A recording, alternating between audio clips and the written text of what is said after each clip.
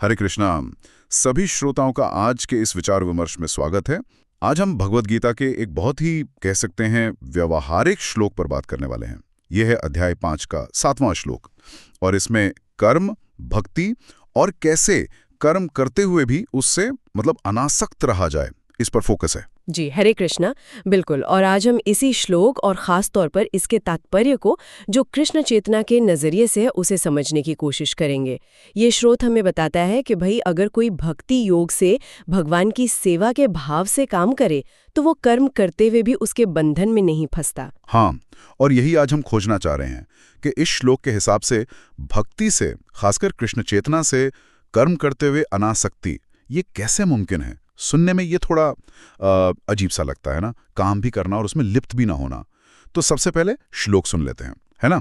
योग युक्तो विशुद्धात्मा विजितात्मा जितेंद्रिया सर्वभूतात्म भूतात्मा कुर्वन्यपि न लिप्यते। 7। जी, इस श्लोक में न हर शब्द का अपना एक गहरा मतलब है, जैसे स्तोत्र में भी समझाया गया है। पहला है योग युक्तः। इसका सीधा सा मतलब है वो इंसान जो भक्ति में भगवान की प्रेम वाली सेवा में लगा हुआ है।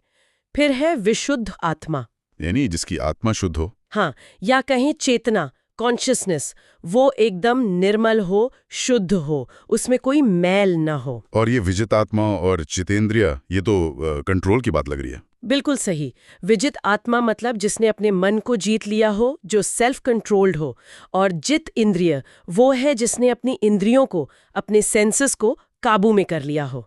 और ये दोनों जुड़े हुए हैं। मन काबू में होगा तो इंद्रियां अपने आप काबू में आ जाती हैं, है ना। हाँ, सही बात है। और वो एक लंबा सा शब्द था सर्व, क्या था वो? सर्वभूत आत्मभूत आत्मा। हाँ, थोड़ा लंबा है पर इसका अर्थ बहुत सुंदर है। ये उस व्यक्ति के बारे में है जो सभी जीवों में, चींटी से लेकर हाथी तक, सब में परमात्मा का अंश दिखता है। इसलिए सबके लिए उसके मन में करुणा होती है, हमदर्दी होती है। वो खुद को सबसे जुड़ा हुआ महसूस करता है, किसी को पराया नहीं समझता। अच्छा। और आखिर में कुर्वन अपि न लिप्यते, यानी ऐसा व्यक्ति सब काम करते हुए भी उन कामों के चक्कर में नहीं पड़ता, उनके बंधन में नहीं आता। तो अगर इन सबको मिला दें तो श्लोक का मतलब ये हुआ कि जो भक्ति में लगा है, जिसका मन और इंद्रियां काबू में है, आत्मा शुद्ध है और जो सबको अपना समझता है, वो कुछ भी काम करे फंसता नहीं है। यही ना? जी, बिल्कुल यही भाव है। ये बात सोचने वाली है, क्योंकि हम सब तो रोज कुछ ना कुछ करते ही हैं, काम, घर, परिवार, समाज, और अक्सर लगता है कि इन्हीं कामों के सुख दुख में उलझ जाते हैं। तो ये जो अनासक्ति वाली स्टेट है, ये असल में आती कैसे है?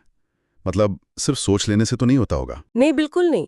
और यहीं पर जो तात्पर्य है वो कृष्ण चेतना के सिद्धांत को सामने लाता है। तात्पर्य समझाता है कि ये जो अवस्था श्लोक में बताई है, ये भक्ति योग से, खास तौर पर कृष्ण भावनामृत या कृष्ण चेतना से ही ठीक से हासिल होती है। और तात्पर्य में एक सवाल भी उठाया गया है कि ऐसा कृष्ण भक्त वो सबको प्रिय क्यों होता है, सर्वभूतात्म भूतात्मा। हाँ, ये इंटरेस्टिंग है, क्योंकि दुनिया में तो सबको खुश करना नामुमकिन सा लगता है। फिर ऐसा व्यक्ति सबको प्यारा कैसे हो सकता है? उसका कारण, जैसा तात्पर्य बताता है, ये है कि वो हर जीव को कृष्ण का ही एक हिस्सा मानता है, कृष्ण से अलग समझता ही नहीं। जैसे मान लीजिए एक पेड़ है, उसकी हजारों पत्तियां हैं, टहनियां हैं, पर है तो सब उसी एक पेड़ का हिस्सा ना, उसी से जुड़ी हैं, उसी से पोषण ले रही हैं। तो कृष्ण चेतना वाला व्यक्ति दुनिया को ऐसे ही देखता है। ये पेड़ वाला उदाहरण ये काफी अच्छा है। क्या इसको और समझाया गया है तात्पर्य में? हाँ, बहुत अच्छे से। तात्पर्य कहता है कि मान लीजिए आपको पेड़ के हर पत्ते, हर टहनी को पानी देना हो, तो क्या आप अलग अलग सब पर पानी डालेंगे? ये तो प्रैक्टिकली नहीं है ना? हाँ, ये तो मुश्किल है। लेकिन अगर आप सिर्फ पेड़ की जड़ में पानी डाल दें तो क्या होता है? वो पानी अपने आप सब जगह पहुंच जाता है, पत्तों तक, टहनियों तक। बिल्कुल ठीक इसी तरह जब कोई व्यक्ति कृष्ण की सेवा करता है, जो कि सभी जीवों के मूल स्रोत हैं, तो उसकी वो सेवा अपने आप ही सभी जीवों तक पहुंच जाती है। उसे अलग से कोशिश नहीं करनी पड़ती कि मैं इसको भी खुश करूं, उसको भी खुश करूं। कृष्ण खुश तो सब खुश। ये तो कर्म करने का नजरिया ही बदल देता है। फोकस इंसान या समाज से हटकर भगवान पर चला गया। हाँ, और एक उदाहरण दिया है शरीर का। जैसे हम खाना खाते हैं, मुंह से खाते हैं, पेट में जाता है। अब पेट में खाना पहुंचने से जो एनर्जी मिलती है वो अपने आप पूरे शरीर में फैल जाती है। हाथों में, पैरों में, आंखों में, हर जगह हमें अलग से हाथ को या पैर को खाना नहीं खिलाना पड़ता। सही बात है। उसी तरह जब कर्म कृष्ण चेतना में भगवान को खुश करने के लिए किया जाता है तो उसका अच्छा असर, उसकी संतुष्टि, उसका फायदा सब तक पहुंचता है। क्यों? क्योंकि सब कृष्ण से ही जुड़े हैं। इसीलिए ऐसा व्यक्ति अपने आप ही सबका प्रिय बन जाता है, क्योंकि उसके काम अपने स्वार्थ के लिए नहीं होते, बल्कि सबके असली हितैषी भगवान के लिए होते हैं। अच्छा, तो इस चेतना से कर्म करने पर जब सब संतुष्ट होते हैं तो श्लोक के हिसाब से आत्मा शुद्ध, विशुद्ध आत्मा होती है। इस शुद्धता का मतलब क्या है और इसका असर क्या होता है? शुद्ध चेतना मतलब मन में कोई गंदगी नहीं, स्वार्थ, जलन, गुस्सा, किसी का बुरा करने का ख्याल, ये सब नहीं होता। उसका इरादा नेक होता है, क्योंकि उसका मकसद अपनी खुशी नहीं, भगवान की खुशी है। और जब चेतना ऐसी साफ हो जाती है तो सीधा असर मन पर पड़ता है। मन शांत होने लगता है, स्थिर होने लगता है। विजितात्मा वो फालतू की दुनियादारी की इच्छाओं और चिंताओं में नहीं भटकता। और मन काबू में आने से इंद्रियों का नियंत्रण, जितेंद्रिया, वो कैसे होता है? देखिए, इंद्रियां तो मन के पीछे ही चलती हैं, है ना? अगर मन ही काबू में है और भगवान में लगा हुआ है तो इंद्रियों के पास भटकने का मौका ही कहाँ बचा। अगर मन कृष्ण के बारे में सोच रहा है, उनकी सेवा के बारे में सोच रहा है, तो आंखें क्या देखेंगी, कान क्या सुनेंगे? तात्पर्य में साफ लिखा है कि ऐसा व्यक्ति कृष्ण से जुड़ी बातें सुनने के अलावा कुछ और सुनने में रुचि नहीं रखता। कृष्ण को भोग लगाए बिना कुछ खाता नहीं, ऐसी जगह नहीं जाता जहां कृष्ण का संबंध ना हो। तो उसकी इंद्रियां अपने आप ही भगवान की सेवा में लग जाती हैं, कोई जबरदस्ती नहीं करनी पड़ती। मतलब ये कोई दबाना नहीं है इंद्रियों को, बल्कि उनकी दिशा बदल देना है। हाँ बिल्कुल, एक पॉजिटिव दिशा देना है। इंद्रियों को बेकार नहीं करना, अच्छे काम में लगाना है। और जब इंद्रियां इस तरह से भगवान की सेवा में लगी हैं तो वो व्यक्ति किसी को नुकसान कैसे पहुंचा सकता है, किसी के लिए बुरा कैसे सोच सकता है? उसके शब्द, उसके काम सब कृष्ण चेतना से होते हैं, जो हमेशा सबका भला ही चाहती है। लेकिन यहीं पर वो सवाल फिर से आता है जिसका हमने शुरू में जिक्र किया था। अगर इंद्रियां काबू में हैं, व्यक्ति अहिंसक है, तो फिर अर्जुन, महाभारत का युद्ध, इतना भयंकर संहार, अर्जुन तो कृष्ण के भक्त थे, सखा थे, क्या वो कृष्ण चेतना में नहीं थे? उनका काम तो बाहर से देखने पर बहुत हिंसक लगता है। तो इस सब का क्या मतलब है? हाँ, ये सवाल बहुत जरूरी है और अक्सर पूछा जाता है, और तात्पर्य इसका बहुत ही गहरा जवाब देता है। पहली बात, तात्पर्य कहता है कि अर्जुन का युद्ध करना वो सिर्फ ऊपरी तौर पर, मतलब फिजिकल लेवल पर हिंसक लग रहा था। आध्यात्मिक नजरिए से देखें तो उस युद्ध में असल में कोई मरा ही नहीं। कोई मरा नहीं? ये कैसे? वहां तो लाखों लोग मारे गए थे। हाँ, शरीर के लेवल पर मृत्यु हुई वो तो सच है, लेकिन जैसा गीता के दूसरे अध्याय में ही कृष्ण ने समझाया है, आत्मा तो अमर है। उसे हथियार काट नहीं सकते, आग जला नहीं सकती। आत्मा तो बस शरीर बदलती है, जैसे हम पुराने कपड़े बदलकर नए पहन लेते हैं। तो आध्यात्मिक सच्चाई ये है कि कुरुक्षेत्र में आत्माएं नहीं मरी, सिर्फ शरीर बदले गए। और ये सब किसके कहने पर हो रहा था? भगवान कृष्ण के। जी, वो अर्जुन का अपना फैसला या गुस्सा नहीं था। भगवान कृष्ण, जो खुद परमात्मा है, वो वहां मौजूद थे और उन्होंने ही अर्जुन को धर्म की रक्षा के लिए युद्ध का आदेश दिया था।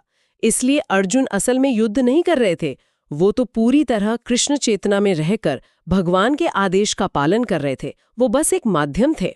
ओह, तो मतलब काम कैसा दिख रहा है बाहर से वो उतना जरूरी नहीं जितना ये कि उसके पीछे सोच क्या है, मकसद क्या है। बेनुकसान या पसंद नापसंद के, सिर्फ उनकी खुशी के लिए, तो उस कर्म का कोई बंधन नहीं होता। वो कर्म होकर भी अकर्म बन जाता है, मतलब उससे कोई पाप पुण्य नहीं लगता जो करने वाले को बांधे। अर्जुन ने युद्ध किया, पर वो उसके फल से पूरी तरह आजाद रहे। क्यों? क्योंकि वो योग युक्ता थे, कृष्ण चेतना में, विशुद्धात्मा थे, शुद्ध मन वाले, विजितात्मा, जितेंद्रिया थे, मन इंद्रिया काबू में थी, और सर्वभूतात्म भूतात्मा थे, भगवान के कहने पर सबके हित में काम कर रहे थे। उनमें वो सारे गुण थे जो श्लोक में बताए गए हैं। तो अगर हम पूरी बात को समेटें तो ये समझ आता है कि अपने कामों को कृष्ण को सौंप देना, भक्ति भाव से कृष्ण चेतना में करना, ये हमारी चेतना को साफ करता है। इससे मन और इंद्रियां अपने आप काबू में आ जाते हैं और व्यक्ति में सबके लिए एक गहरी हमदर्दी पैदा होती है, क्योंकि वो सबको भगवान से जुड़ा देखता है। और सबसे बड़ी बात, ऐसा आदमी काम करते हुए भी कर्म के बंधन से, उसके अच्छे बुरे नतीजों से आजाद रहता है। आपने बिल्कुल सही सार निकाला। जोर इस बात पर नहीं है कि काम करना छोड़ दो, गीता तो कर्म योग सिखाती है, कर्म छोड़ने को नहीं कहती। जोर इस बात पर है कि काम किस चेतना से, किस इरादे से किया जाए। अगर हम इसे बड़ी तस्वीर से जोड़ें तो ये श्लोक हमें सिखाता है कि जीवन का सेंटर मैं और मेरा से हटाकर भगवान और उनकी सेवा पर लाना ही असली आज़ादी है। यही वो चीज़ है जो इंसान को असल में सर्वभूतात्मा भूतात्मा बनाती है, सबका प्यारा, सबका भला चाहने वाला। क्योंकि अब उसकी जिंदगी अपनी मर्जी से नहीं, बल्कि सबके परम हितैषी भगवान कृष्ण की मर्जी से चलती है। और जो कृष्ण का प्यारा होता है वो अपने आप ही सारे जीवों का प्यारा बन जाता है। तो आज हमने भगवद गीता के अध्याय 5 श्लोक 7 की इस गहरी व्याख्या को समझा। ये श्लोक एक कमाल का आइडिया देता है कि भक्ति योग से साफ मन और काबू में रखी इंद्रियों के साथ भगवान को सेंटर में रखकर किया गया काम हमें बांधता नहीं बल्कि आजाद करता है।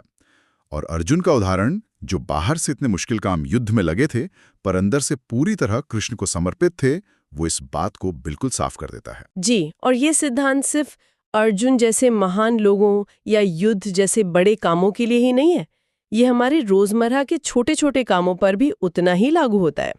स्रोत हमें यही प्रेरणा देता है कि हम कोशिश करें, हर जीव में, हर हालात में कृष्ण को देखने की कोशिश करें और अपने कामों को, चाहे वो कितने ही साधारण क्यों न लगे, भगवान की खुशी के लिए करने की कोशिश करें।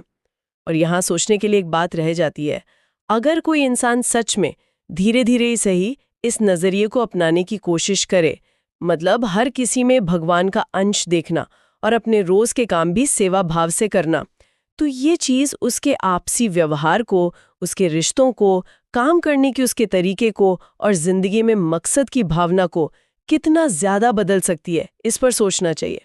हरे कृष्णा।